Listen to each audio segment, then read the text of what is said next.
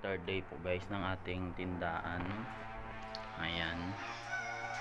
Ito pa rin ang yung mabenta talaga guys ay yung bilog. Ayan. Gin. Saka yung noodles natin guys. Kamusta naman yung benta natin, madam? Madami na din nga eh.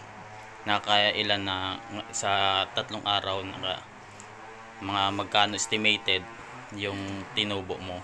Ay, tubo? Oo. Hindi naman ko. Basta yung benta siguro sa, alam ko lang, 3 pa lang. 3K aba, meron na siyang 3K guys sa kuan. Bali sa ganitong tindahan, madam, Makamadami. mga magkano po yung napuhunan mo dito? Hindi mo sasabihin. Sikreto pala.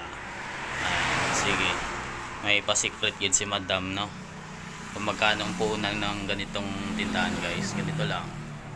Yan lang yung laman. Ayan. Ayaw niyang sabihin kung magkano.